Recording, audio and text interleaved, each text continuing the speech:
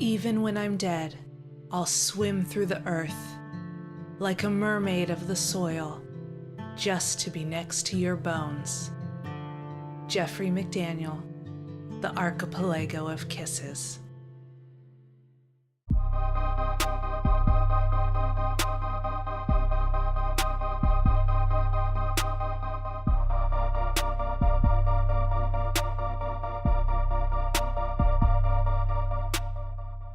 My darling Elena, please don't deceive yourself that all is well, even if you feel that way. Don't throw caution into the wind. Your enemy is an invisible one. He can only be seen by trained scientific eyes, and he can only be fought in a scientific manner.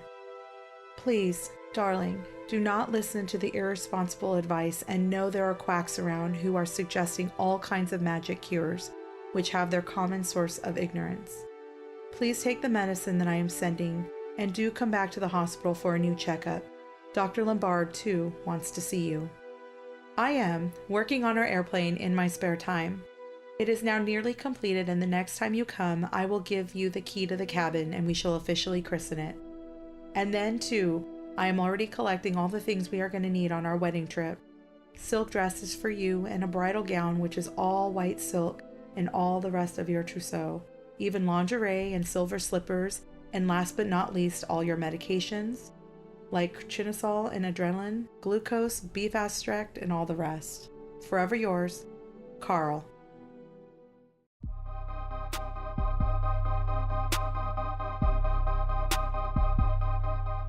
This is Kimberly. And I'm Kristen. And welcome to the Murder and Myths Podcast, Episode 4, Mummy Dearest.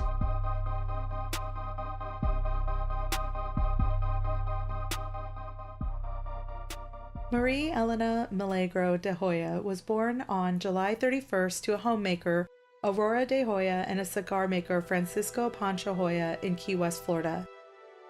Elena grew up to be a striking young woman who had dark hair and beautiful features and an appealing shyness. She was the middle sibling to her two other sisters and did not go unnoticed in her neighborhood and was viewed as a local beauty and attracted her fair share of admirers. It was customary in the Cuban America community at this time to have an early marriage. She met and married Luis Mesa in 1926 at the age of 16. Shortly after getting married, Elena discovered that she was pregnant. However, she suffered from a miscarriage in the middle of her pregnancy. Her husband Luis, for reasons unknown, abandoned his wife and moved to Miami. The 1930s were hard for the Hoyo family. Her sister Florina and her husband died of tuberculosis, and her sister Cecilia's husband had been electrocuted after trying to save a co-worker from a power line. TB claimed the lives of almost all of Elena's family, and sadly the disease caught up with her as well. She had been ill for some time and wasn't getting any better. After seeing a few doctors, it was determined that just like the rest of her family members, she had developed tuberculosis. Her mother had decided to take her to the Marine Hospital in Key West, Florida, for an examination. TB was also known as consumption. It had killed 1 out of 7 people that has ever lived. Victims of the illness suffered from lung pain, bloody coughs, and fatigue. Since this was a pre-antibiotic era, sanatoriums were established in 1884. Common patient regimens were good rest, clean air, and good nutrition. Many of the patients would sit out in the fresh air as a cure during all the seasons. On rooftops and sun porches, patients would be in their hospital beds or special chairs taking in the clean air. Some treatments would include collapsing an infected lung, allowing it to rest and the lesions to heal. Sandbags were also used to weigh down patients' chests in order to increase the strength in the lungs and breathing power. Sometimes even balloons were inflated within the chest. Sanatoriums sprang up all over the U.S. and the world, and during this time the medical community did not accept TB as being contagious, so little efforts were made to educate the public. By 1914, public health officials started campaigns to encourage good hygiene and to stop the spread of disease at this time when there was no cure. Antibiotics would not be used to treat TB until 1943. Trying to find any hope in dealing with the illness, Elena and her mother entered the Marine Hospital in Key West and little did they know that the doctor assigned to Elena would be with her for the rest of her life. One of her doctors that she was assigned to was a radiologist, Carl Tanzler. Tanzler had migrated to the U.S. with his wife and children in the 1920s to Zephyr Hills, Florida. He had a love for planes and playing and restoring pipe organs. For some unknown reason, he left the area without his family to settle in Key West as an X-ray technician at the U.S. Marine Hospital. He was separated from his wife, but they did not divorce. Since Tanzler was young, he had been plagued with the vision of a beautiful dark-haired woman in a white silk dress who was destined to be the love of his life. The moment Carl laid eyes on Elena, he saw that his vision was there standing before him. Tanzler did not let his love for his patient, Elena, be unknown. He bought her expensive gifts, rings, and medicinal wines. Without fail, she made it clear to him that she did not feel the same love for him, but appreciated the care that he gave to her. He was convinced that he had means to save her, and her family allowed him to conduct his own experimental treatments on her. He would try his homemade elixirs and tonics as well as different herbs, but nothing was working. He borrowed an X-ray machine from the hospital without permission and installed it in the Hoyos' home in order to perform treatments on her. He kept declaring his undying love for Elena over and over, and she told him over and over that she did not reciprocate the same feelings. Elena and her family made the decisions to see another doctor since they felt that Tanzler's treatments were not working, and when Tanzler found out that they had sought care elsewhere, he immediately headed to Elena's home. Tanzler stated that in his autobiography that when he went to find out why Elena hadn't been by the hospital, he found her home in appalling condition. He found her gasping for air and having convulsions. Her mother explained that she had been receiving injections for the past several weeks from another doctor. Tanzler believed that there was a confliction between the new doctor's treatments and his own that were causing her harm. Tanzler became worried about Elena's home life and claimed that, quote, "People were in and out of the house all night. There was loud music and smoking, and my Elena couldn't get the rest she needed like in the hospital, but was damned to live in a railroad station." End quote. He asked to marry her so he could take her away, and time after time she told him no. She told Tanzler that she was still legally married and too sick to think of marriage. One of the treatments Tanzler gave to Elena was to give her high doses of ultraviolet radiation with a machine he had built. He was essentially dosing her with high levels of radiation.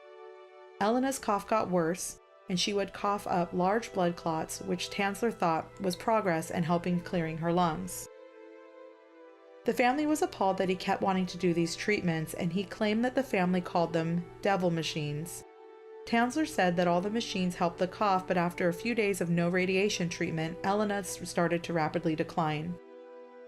Despite all the efforts and treatments, Elena passed away on her home on October 25, 1931. Carl Tanzler insisted on paying for the funeral and the embalming expenses because of the family's financial situation. According to Tanzler, he told the family that he was going to pay rent to stay in Elena's room where she lived and died because he could still feel her presence. He went to say that he slept in her bed where she died because he could still smell her hair and be close to her. With her family's permission, he constructed an above-ground mausoleum in the Key West Cemetery for her. It had taken 2 months to build, and once it was complete, he went to go get Elena's coffin out of her current grave. He found that the grave Elena was in was shallow, and the rain and the elements had soaked through and ruined the wooden coffin, and it had also been crushed by the earth. Tanzler paid the local mortician to make sure that the morgue was empty that night and no other bodies were being prepped. He had Elena's coffin brought there and placed in the middle of the room.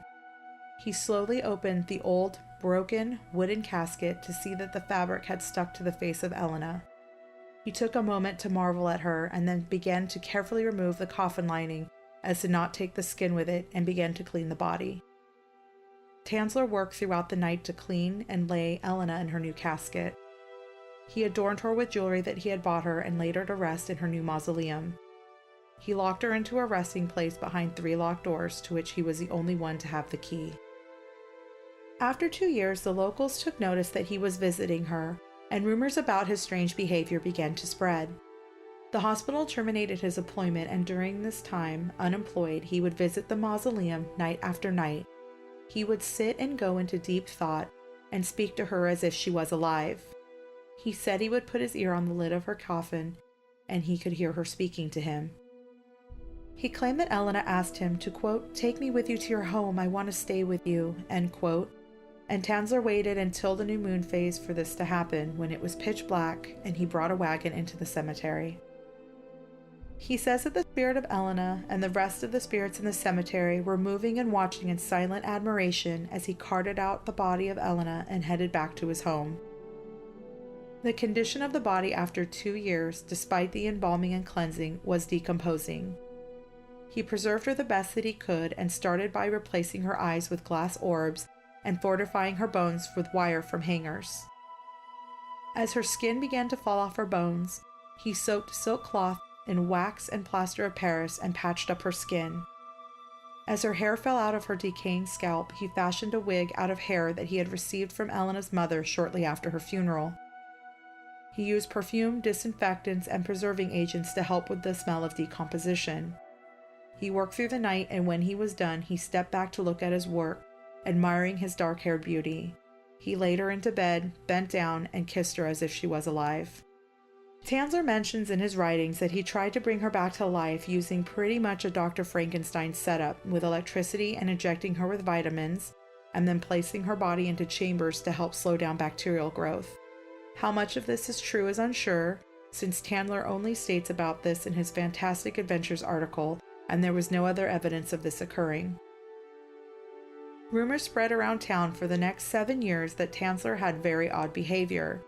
People noticed that he was routinely buying ladies' clothing, expensive jewelry, but lived alone, and that he had stopped going to the mausoleum. A local boy had even caught him dancing with what appeared to be a giant doll, and people began to believe it was Elena. Grave robbers had begun desiccating graves in the local cemetery. Being worried that her sister's grave had been robbed and hearing rumors of Tanzler, Elena's sister Nana decided to go over to Tanzler's home to confront him. She demanded him to open the mausoleum, and he refused. Then she demanded to see the doll that he had been rumored to have. He declined again. Nana then began to threaten legal action if he did not comply. Knowing he was at an impasse, he stepped aside and willingly invited her into his home. He led her to a bedroom, pulled back a curtain, and to her horror she was met with what she believed to be a wax dummy of her sister. Authorities were called and they arrested Tanzler, and the doll was taken out of the house to be examined. An autopsy had been performed, and it was discovered that the doll was indeed what was left of Elena. They found that all the reconstructive work that Tanzler had done to her decaying body, and that he had even made the corpse a vagina out of a paper tube. It had not been confirmed or denied that he ever had sex with the body. Tanzler was examined by psychologists and was to stand trial for wantonly and maliciously destroying a grave and removing a body without authorization. He had told the courts that he had been content living with Elena and that he had created a plane that would carry her body, quote, high into the stratosphere so the radiation from outer space could penetrate Elena's tissues and restore her life from her soulmate form, end quote. Tanzler was examined and found to be mentally competent to stand trial. The case created a media sensation nationwide and found that women during this time were sympathizing with Tanzler and thought that he was an eccentric romantic. However, at his preliminary hearing on October 9, 1940, the case was dropped and released since the statute of limitations for the crime had expired.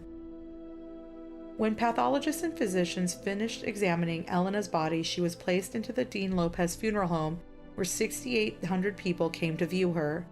She was then returned to the Key West Cemetery, where she was buried in an unmarked grave to prevent further tampering. After the trial had ended, Tanzler visited Elena's mausoleum one last time with all his possessions in tow. He approached the door, where he placed 2 sticks of dynamite underneath it, set a timer, and walked away for the last time. At 1:45 a.m., an explosion woke up the whole town 4 hours after Tanzler left Key West. In 1944, Tanzler moved to Pasco County, Florida, close to his estranged wife in Zephyr Hills, where he wrote an autobiography about Elena. His wife helped to support him, but they lived separately. It was found that he had made a death mask of Elena because he missed her so much. Since he was so far away from her, he created another life-size doll. On July 3, 1952, Tanzler's body was discovered in his home. He had been dead for 3 weeks. 2 different stories came out in the papers of his death. One that he was found in the arms of the doll he had made of Elena, and another that he was found dead behind one of his organs. The paper printed that a metal cylinder on a shelf was wrapped in silk cloth. Rumor has it that Tanzler had the bodies switched and Elena's remains were secretly returned to him, and that he had died with the real body of Elena in his arms.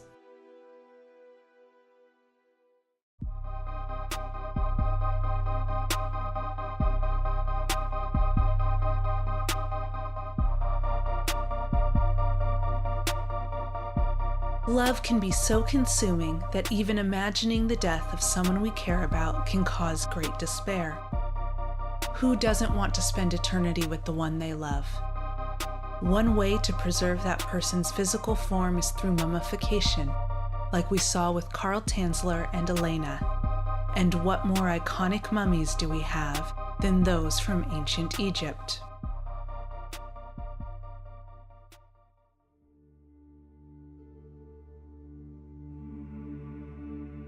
Our tale today starts when Nut, the goddess of the sky, consorts with Geb, the earth god, and finds herself pregnant with 5 children. Ra, the universal lord, spoke a curse that Nut may not give birth to these children on any day or night of the year, dooming her to eternal pregnancy.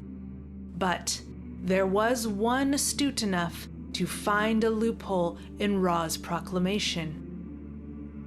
Jehuti made a bet with Khonsu, god of the moon, that each time the moon was defeated in their games, Jehuti would win a bit of his light. Eventually, Jehuti had accumulated enough light for 5 extra days, and they were added in between the days of the year. On the first day, the Lord of all advances to the light, and Wesir was born. On the second day, Heruwer, Lord of Terror, was brought into the world. On the third day, Set, he who was fighting in the womb, cut himself free from his mother's side and leapt forth into the light. On the 4th day, Aset, Lady of the Green Fields, was born. And on the 5th and final day before the new year can begin, Nebtet, who gives passage through light and darkness, was born into the world. Some time passed, and eventually Wesir ruled over the land of Egypt, the Black Land. He was regarded as a great king and was completely devoted to improving the lives of his people. He taught them how to plant seeds, grow, and harvest crops. He gave the people laws so they would know how to live properly, and instructed them in the appropriate ways to perform service and worship of the gods. In general, he brought the people up from a state of unruly barbarism into a civilized, functioning society. Seeing how well the nation of Egypt was getting along, Wesir thought it would be important to travel and teach the rest of the world how to live as his people did. Wesir did not do this with force or by waging war. Rather, he appealed to the reason of the people, demonstrating with skills how they too could improve the way they lived and cared for one another. While he was teaching what he had learned, Wesir left his wife Aset in charge. Aset had her hands full trying to keep things in status quo during her husband's absence, as their brother Set, Lord of the Desert, was continually trying to assert his rule over the land. Aset, however, was able to thwart him at every turn. After Wesir had successfully imparted his knowledge upon the world, it was time for him to return to his throne, rejoin his wife, and tend to his people. Set, who had been unsuccessful at his attempts to usurp the throne in his brother's absence, knew that he must now change his tactics, and he went about formulating another plan. He gathered his followers around him, and they came up with a grand scheme to eliminate the king of the gods. At some point, Set managed to get very detailed and exact measurements of Wesir's body. Armed with this knowledge, Set commissioned an extremely ornate coffin, one which would make every god and goddess jealous from its beauty, built precisely to Wesir's measurements. Set had this stunning piece of craftsmanship brought into the dining room of the gods and left it there on display. He then threw a banquet in honor of Wesir, in which he invited all the gods to attend. Everyone was amazed by the artistry of the coffin that was in the hall, and it was all anyone at the banquet could talk about. Waiting for the perfect moment, when the mystery about the box was consuming the room, Set announced that he had commissioned this work of art as a gift to whomever could lay in the coffin comfortably. Set's followers each laid down in the coffin, only to feign surprise and disappointment when they discovered it was not a good fit. One by one the gods tried. Taweret was much too large, her pregnant belly preventing the lid from closing. Bes had plenty of room left over. Even with his arms raised above his head, he could not touch the top and bottom of the box. The coffin was too large for Hetert's delicate frame, and not large enough for Sekhmet and her knives. Heruer was much too tall, and the war god Montu too broad across the shoulders. Finally, it came time for the guest of honor, Wesir, to take his turn. Curious to see if the box would contain him, he laid down within it, and was pleased to find that it did indeed fit him perfectly. As he was announcing how comfortable the box was, Set's followers rushed to the coffin and slammed the lid down over the prone body of the king. They quickly hammered nails into the lid, then covered the seams with molten lead to ensure Wesir could not escape his brother's trap. With all the haste they could muster, Set's followers carried the coffin to the Nile River and tossed it in. When news of her husband's murder reached Aset, she cried out in grief. She immediately cut off a lock of her hair and put on a mourning dress. She then went about the country asking everyone she saw if they had seen her husband's coffin. With Wesir dead and Aset searching the land in her grief, Set was able to take the throne of Egypt for himself. Eventually, Aset learned from 2 children that the box, after being tossed into the river by Set's followers, had thrashed about in the water of the Nile until it was carried out to sea. The box traveled all the way to the shores of Syria, where it came upon land in the kingdom of Byblos, and was lodged into the branches of a tamarisk tree. The tree grew around the coffin until it was so large that when the king of Byblos and his wife saw its grandeur, they ordered the tree cut down and brought into their palace to be used as a pillar in their court. It was here that Aset found the pillar and demanded she be allowed to take her husband's coffin from it. Fearing the anger of the goddess, the king and queen granted her request. Aset removed the coffin from the tree trunk and carried it in a boat across the sea back to the land of Egypt. Upon returning, Aset hid the coffin in the marshes of the delta while she gathered the necessary potions, oils, and liniments to restore Wesir to life. The Lord of power and strength, Set, was out hunting by the light of the full moon when a glint in the grasses caught his attention. He went towards the flash to investigate and found the light of the moon reflecting off the ornate decoration of a coffin that was immediately recognizable to Set, who had been responsible for its creation. He pried open the lid and cast it aside to look upon the body of his brother lying dead within the box. Set slid his hunting knife out of its sheath, and cut his brother's body into pieces and spread them throughout the land. Aset, discovering the empty coffin upon her return, went into a second period of grief and mourning, and with her sister Nebtet, they vowed to recover all the pieces of their dead brother so they could restore him to life. They searched the whole of the land and recovered all but the phallus of Wesir, for Set had thrown his brother's member into the waters of the Nile, where it was eaten by fish.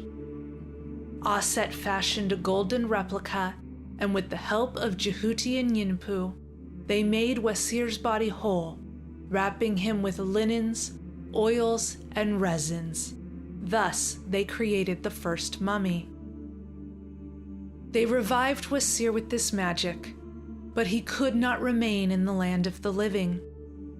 Before he departed for the Duat, the place of the Egyptian afterlife, Aset transformed herself into a kite, a type of small falcon, and beat her wings around the body of her husband. The torrents of air she caused pulled his seed into her so she could conceive a son to avenge his father's death. Afterwards, Wesir presided over the Duat as king, his body preserved for all eternity. Many Egyptian kings, queens, and nobles would follow, having their bodies preserved as mummies, just as Wesir's was.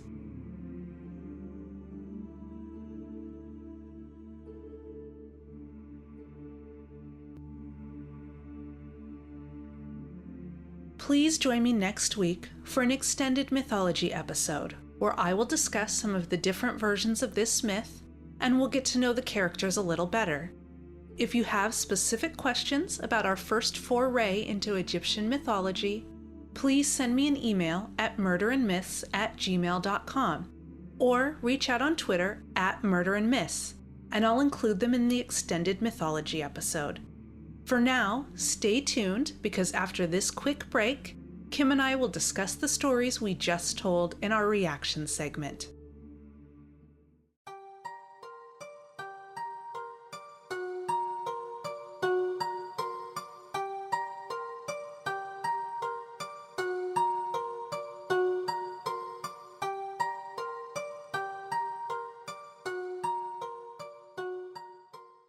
Hello. Hello. We're two scared siblings. I'm Andrea. I'm Ren. And we talk about all horror things. So. Yeah, I said that really salesman corny. Yeah.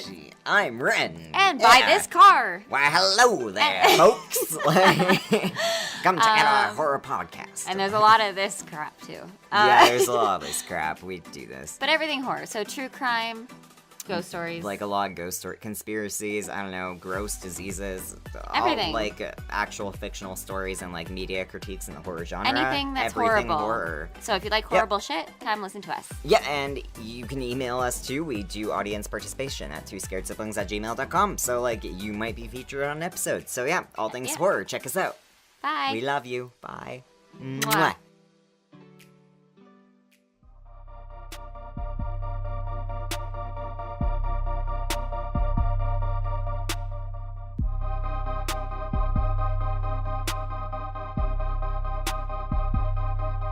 So you just heard the promo for Two Scared Siblings. I have to say how much I love these guys, because I've learned not to eat or drink anything around the like when I'm listening to the podcast, because I end up laughing really hard and it's a disaster. Yeah, they're great. I really do enjoy them, especially Ren. He's hilarious. I love them both. We love you both. We love you both. Yes, we do. I can't get over like the whole like immolation in front of Parliament. Oh, I know.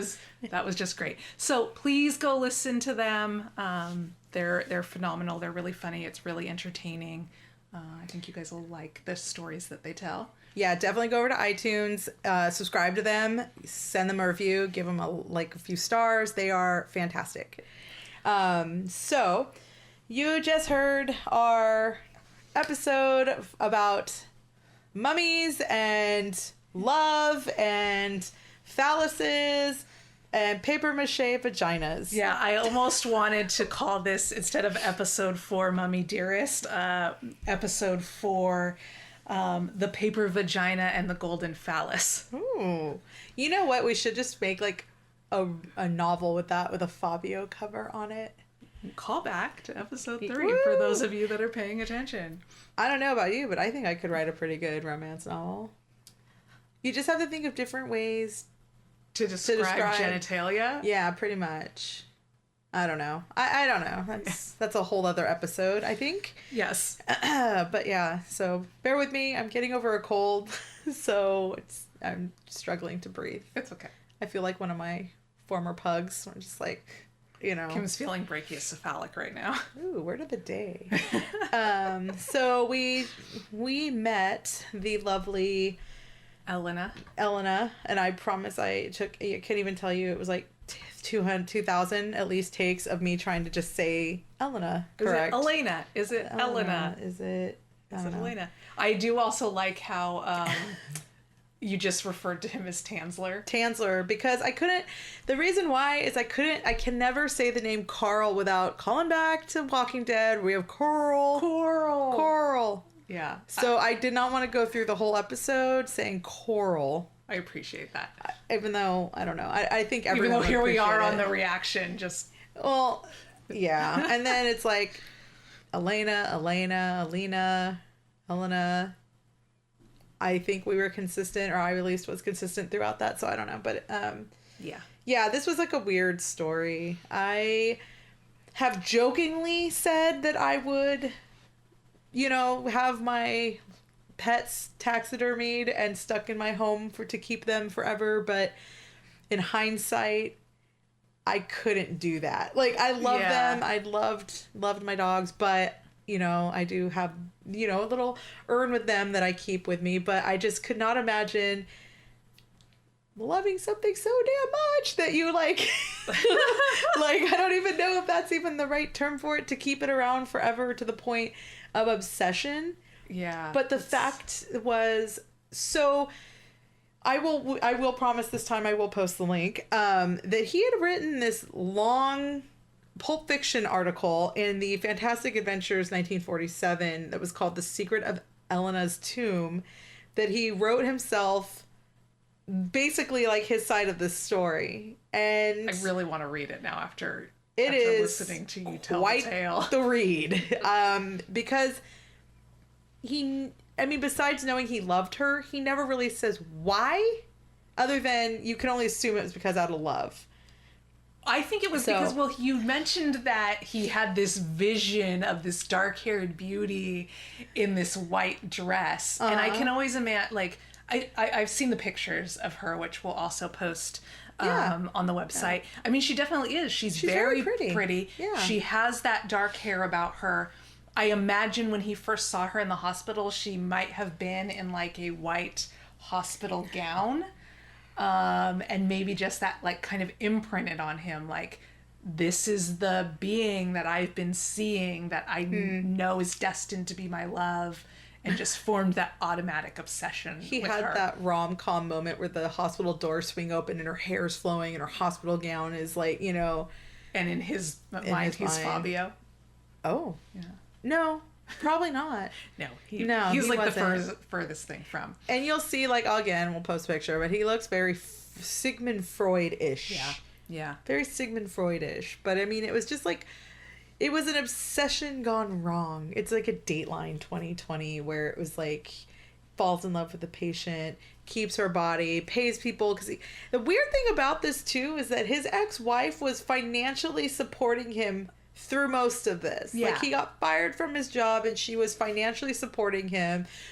Why, I don't know.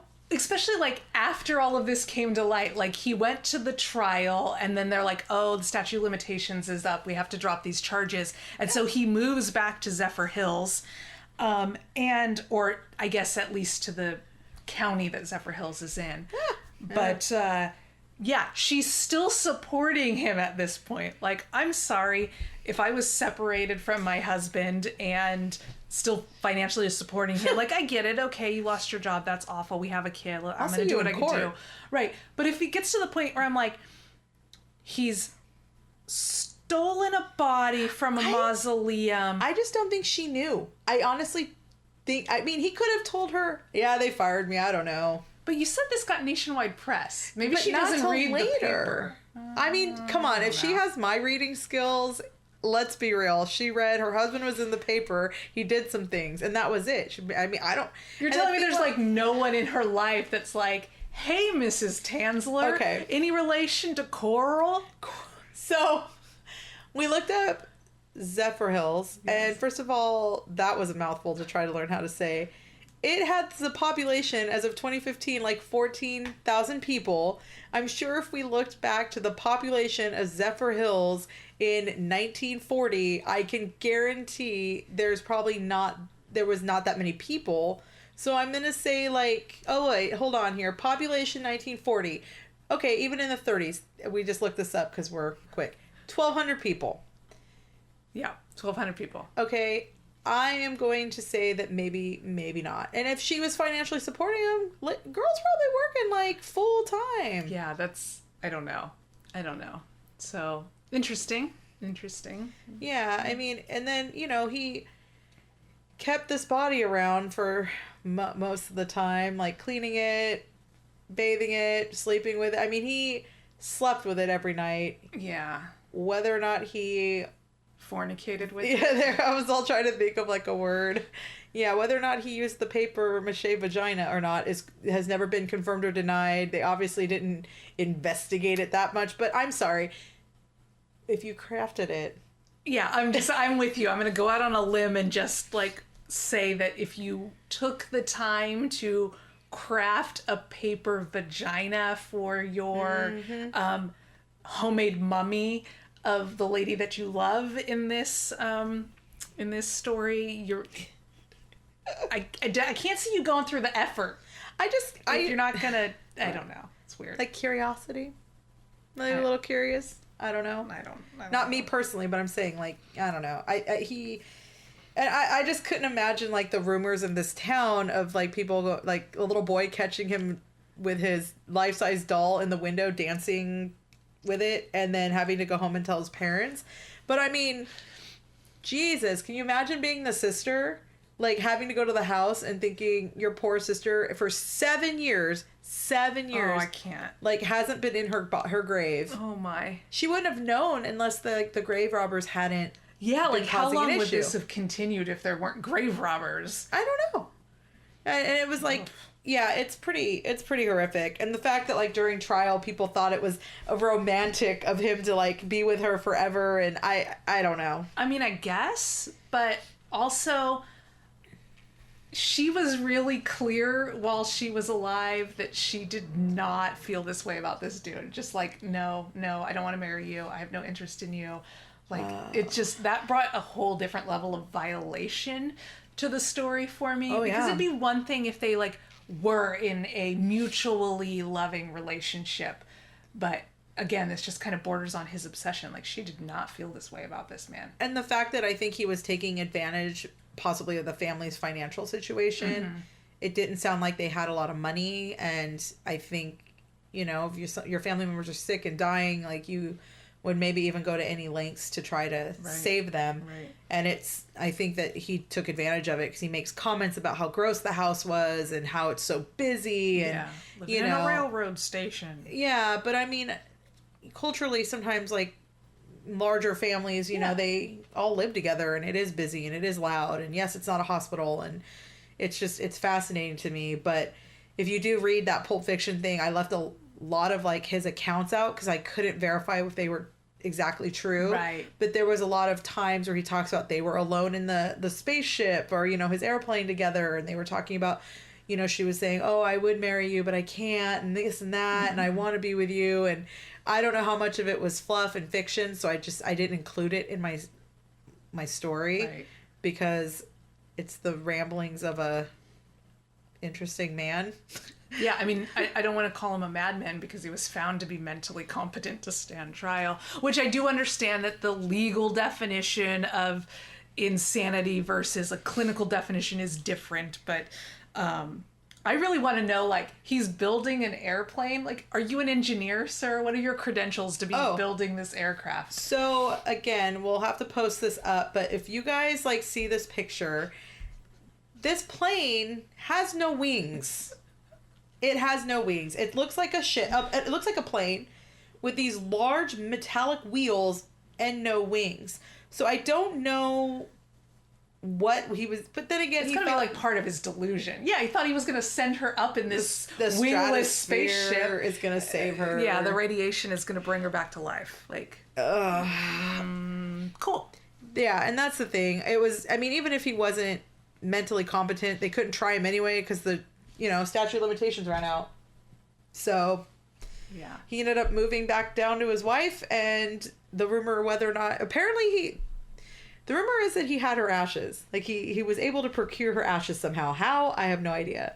I don't know if they've looked in her grave since or what. Like right. There was no follow up to that, but weird. But he ended up dying and no one knew about it for 3 weeks. Okay, so maybe the statute of limitations on that ran out, but he, like, quote unquote borrowed medical equipment from the hospital without permission. That's stealing. What's the statute of limitations on stealing x-ray equipment? Well, okay, not just that, but like, let's think about this really, okay? How freaking large was that x-ray machine at the time? Right? It's like the a 40s. queen size mattress. Oh, no. The 40s, and like, how did he get it? Like, I don't know. I'm also convinced he did not use the proper wear, even though we did talk about like whether or not he was smart enough to. Well, yeah, he's like exposing her to all of this ultraviolet radiation, and is he protecting himself? Like, did he lead gown up? I don't know. Did you put your thyroid shield on, sir? I just like how we want to always, regardless, acknowledge the OSHA laws. Right? Like, it doesn't matter. Did he acknowledge the OSHA laws? Was he safe in the workplace? Was he wearing proper PPE? Because if he was not, get out. I know, that's where we draw the line. Like, oh, you're creating a mummy. That's cool. Did you have the proper protective equipment on? Paper mache genitals. I don't think Joanne's teaches that class. Yeah. And Joanne's is a craft store, in case you are not familiar. Right. So yeah, it was there was just a lot of like really horrifying things in this story for me that I just was like whoa. There's a loss of words for this. I don't find it romantic, and I find it weird, and it's definitely like that I don't know. I'm not, again, I always say this, but I'm not a psychologist. But like there's something wrong with that. Like, he was borderline obsessive with some sort of vision that he had seen since he was a child. Yeah. And just that carried into his adult life. And essentially, like, he had nothing. If you think about it, like, he lived alone. His wife and him were separated. I think he had children. Yeah, it said that he had kids. So, like, yeah, he had kids that they never talk about. I don't think they ever saw him. Like, hopefully not. I don't know if they never ever found out why they separated. Maybe because he had some problems. Like, she and the kids had no contact with him. Yeah. Like, I don't know. It would be interesting to find out. I didn't really look into the family like that deeply, but it just, I don't know. I think it's just a really unfortunate situation. I couldn't imagine 7 years keeping a body around. Yeah, it's got to be. Yeah, it's got to be. I mean, it's not pleasant. I can't imagine it would be. He did like. I mean, I guess I don't really want to give him credit for creativity, but like, he was. Yeah, it was like desperation to keep her around, and I just couldn't. I don't know. It's really, in an essence, it's pretty sad. Yeah. I mean, he died alone in his home. No one found him for 3 weeks. Which means like he had no connection with anyone, that no one was looking for him. And whether or not, it was almost like, what is that, the swan song where he died in the arms of his true love, like whether or not that was true or whether or not it was romanticized, but it just, I don't know. And then, so that was pretty much the life of Carl Tanzler. Yeah. And then, speaking of phallic objects. Yeah. Speaking of creating genitals for mummies. Oh. Yeah. Yeah, your story was, like, I think the whole fact that lady And I never remember your names, and I'm sorry. It's okay. I took really shitty notes. Aset. Aset was pregnant at five children Oh, at no, once. no. That was Newt. Okay. Yeah. So she was pregnant with 5 kids at once, basically was doomed to be pregnant forever. Yes. Not only that, she had 5 days of labor.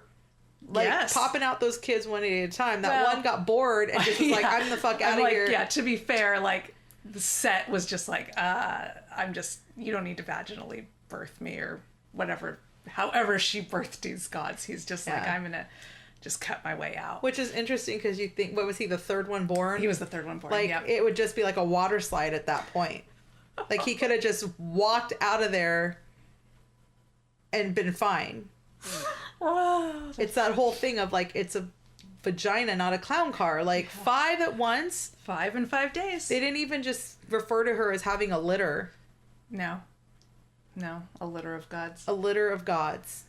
Nope, 5 gods, 5 days. It's bullshit. Yeah. I'm like, it angers me that, like, she had to go through all that, but... Well, Ra didn't want them born. It's just drama, that drama baby just cutting his way out of there. Like, it's like cutting in line. Like, I mean, it's like, so I feel like on brand for Set. I mean, he's just like, he is the god that rides on Ra's boat that basically fights chaos every night. Like, the reason that, the sun doesn't get destroyed by chaos is because Set is the one with his spear just like slaying this serpent every day.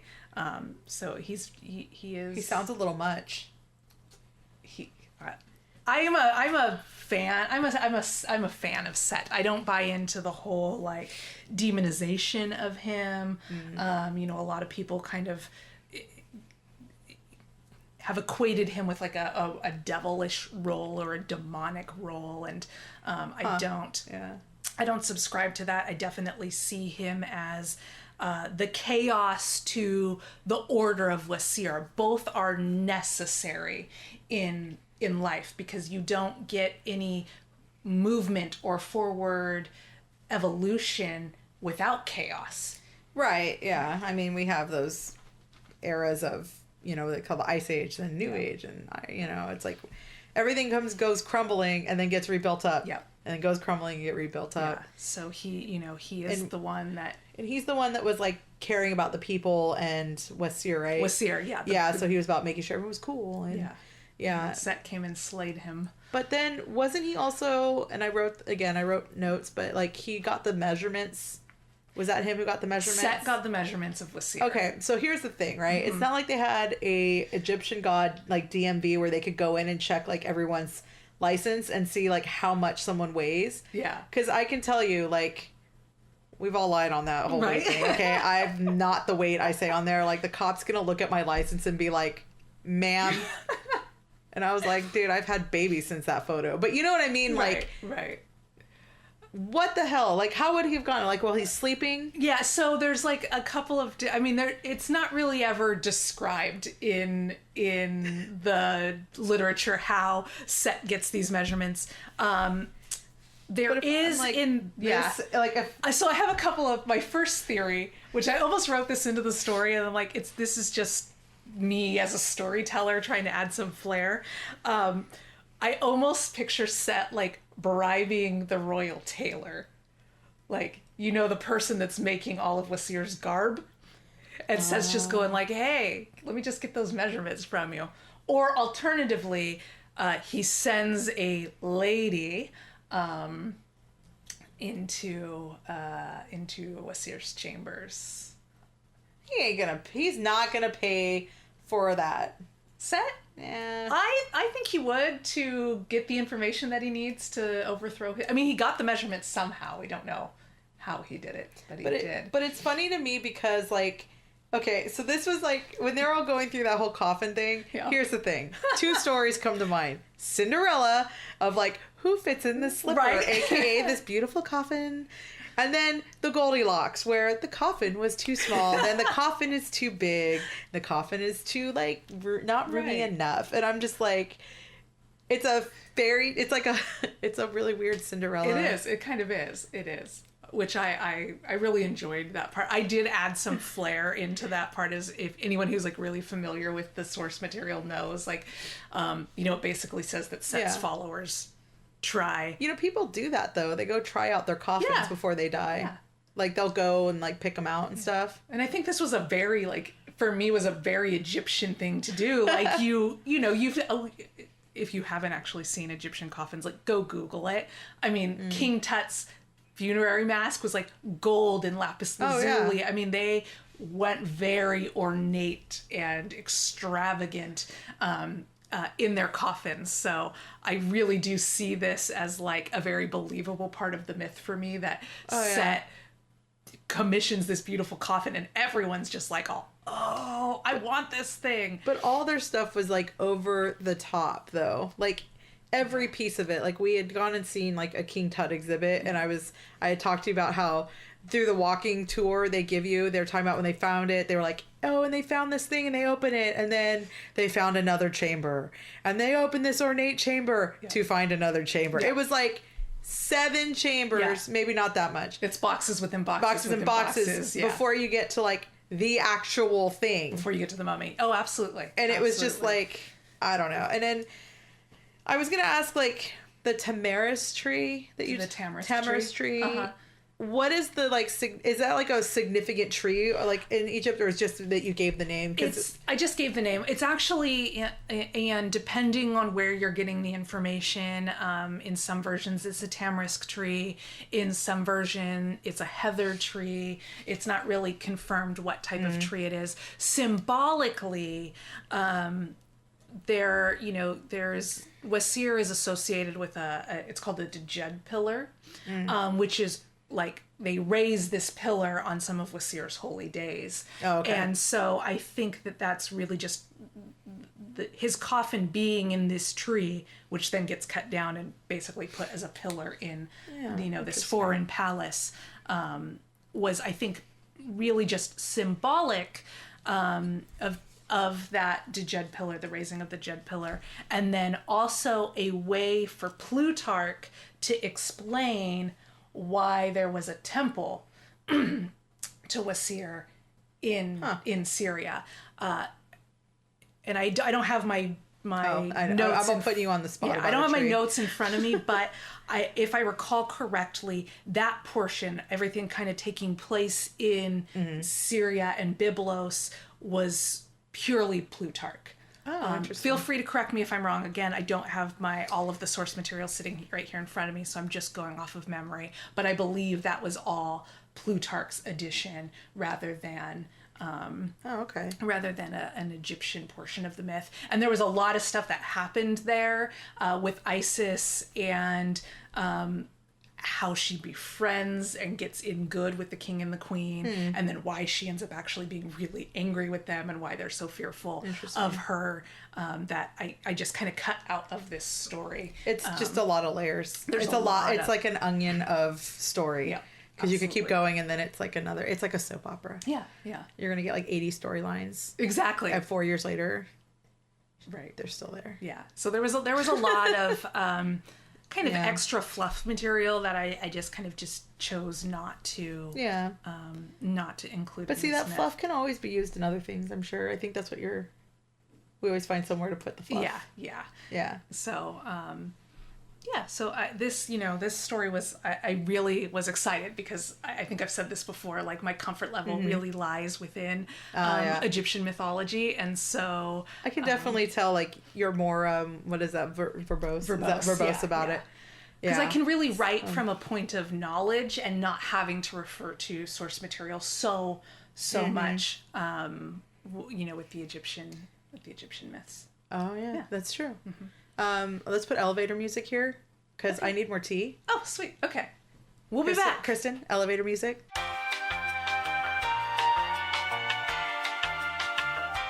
And we're back.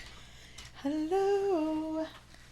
This tea is perfect. My throat is not making it tonight, but it will be all right. That's okay. So let's talk about, let's just cut to the chase here about the golden phallus. About the golden phallus. Okay. Well, not just that. Let's start with, okay. you've mentioned a lot of things in this story. We've had a Cinderella-esque type thing. Yep. We had Goldilocks and the three coffins. Yes. And now we have a manhood that was eaten by fish. Yes. This is such like, it was funny. Okay, so we all know Bobbit. Yes, we all know Bobbit. I think it was interesting because I watched the 2020 about it, and they were talking about, she was like, oh, I was driving my car and didn't realize I had this penis in my hand, and so I threw it out the window. And so they interview one of the cops, and he's like, they go back to look for it, and he was like, and I'm surprised a dog didn't come and eat it. Like, first of all, there are a lot of stray dogs around in that area. Okay. That they were concerned that it was going to eat it, but like, fish? Yeah. Do you know how long it would take fish to like eat something in that nature? I mean, I've seen a fish try to eat a fish flake, and it takes like 30 minutes. Well, it's not like one fish, like multiple fish. But like, I don't know. I mean, the Nile's pretty fertile. There's lots of fish and fertile with phallus. Apparently, yeah. It's always like fun having to like figure out like a romance novel type way to talk about it. Right, I'm like, I had to say, his member set through his brother's member into the waters of the Nile. It's just funny. I don't know. I'm immature that way, I guess, but it's funny because it's that whole thing of like not actually calling it what it is. Right. It has to have like some sort of like narrative, if that's the right word. Yeah, I can't just be vulgar and just be like, Set cut off Wesir's dick. I know. Threw it in the Nile. So fish were chomping on that penis head. Like, no, it's just so wrong. That's where this podcast has gone. But not just that, but I mean, like, I don't know. I mean, I've seen, like, what is it, 17 seasons of Grey's Anatomy. Yeah. Pretty much a doctor at this point. Still won't, I'm like, medical term and stories, not going to use it. Right. I think it's like, I don't know. You said phallus and I started giggling. But the real thing of this story is, okay, you're going to have to say the name of the one I like. The one with the booty. Jehudi. Jehudi with the booty. Jehudi with the I booty. am telling you, like, I would change my name to Jehudi. Jehudi and the phallus. Jehudi and the Jehudi and the blowfish. Jehudi and the phallus eating fish? No, yeah. We're going to get so smited. I would like to point out that I brought out a number of my Egyptian god statues for the recording of the podcast so Kim could kind of get a sense of what these characters look like. And I would also like to note that since I started talking shit about said Jehudi, they've been stink-eyeing and mad-mugging me pretty freaking hard. And of course, Jehudi would be a goddamn bird. Yeah. Don't trust The them. bird is the word. The bird is the word, and you can't trust them. I don't know, Jehudi seemed alright. Yeah, I mean, he's But you think, like, okay, so your little statue thing you have, I would think they would have picked, like, maybe a different pose for him, because you can see almost straight up the skirt that he's wearing. I have a really hard time with this specific statue of Jehudi, specifically because of that, because I always feel like he's just subtly flashing me, and it makes me a little uncomfortable, which I think, would probably amuse Jehudi in some sense. But it's like, he's not wearing any undergarments on there. I mean, this thing that he's wearing is essentially it's a kilt. It's basically a kilt, yeah. And I think it's interesting that you've turned him in such a way that we aren't looking up said kilt. Because, like I said, I always feel like he's subtly flashing me, and it makes me uncomfortable. Wait, it's not phallic in there, is it? No. Oh. Whoever made the statue did not make Jehudi atomically correct. Oh, he's like a Ken doll. Yeah. I get it. Yeah. He's got a booty, though. Jehudi with the booty. Jehudi with the booty. I'm so, like, making fun of this, and someone's gonna just not be okay with it. It's fine. I mean, I don't know. I think it'll be okay. I think we'll be all right. The good news is, like, I had a song stuck in my head for, like, this whole week, I was telling you, and it was gone today, and now it's back. Sorry. I know. I just thought I'd share that with you. So, that was, there was a lot happening. There was a lot happening. There's a phallus. We talked about a lot of genitals today. Yes, we did. I will continue this story in the next episode of the podcast because, as where we kind of left off, Aset used that golden phallus to consummate her marriage with her brother slash husband, and she got that kid off Amazon, just went to town. Ancient Egyptian Amazon. Sure. I'll spoil this for you. Her son also is portrayed with the head of a bird. What the hell? Yeah, there's a lot of bird iconography in Egyptian mythology. And which is that guy in the middle of our set here? She's got 3 different guys here. She's got Jehudi. This is Set. Oh, and Set. Now Yes. Set, we can't figure out what that is. What kind of animal he is. Yeah. I'm saying anteater. I did say armadillo, 'cause apparently I couldn't tell the 2 things apart. I was like, what? But I'm like, he looks like an anteater to me. He kind of does. I mean, I think we don't know what the Set animal actually is. Maybe we'll put a Twitter poll on and find out what you think it is.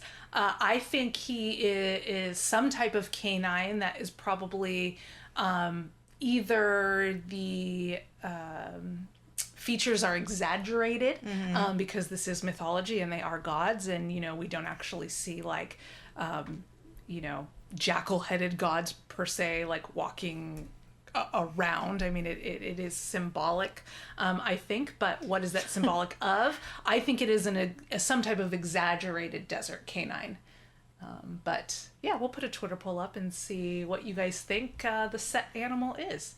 That would be interesting to see what people think. Yeah. Yeah. And then the little one right there is Wesir, who is the one who dies and ends up being a king of the Egyptian underworld. If they had that app on their iPhone where they could just measure things, it would have been less discreet. They'd be like, we're just taking a quick photo here and there we go. No. There was some type of... Hey, that app told me my cat was like 4 feet. He's not. He's not. He's just a monster in his own right. He's large, but he's not 4 feet large. He's not 4 feet. So, I think that's all I kind of wanted to touch on with the myth. Cool. Well, thank you for listening. Yeah, I think that's wrapping us up today. Okay. Yeah. We'll do our I'm good. I'm good too. I burned my mouth on some tea and here we are. And now we're done.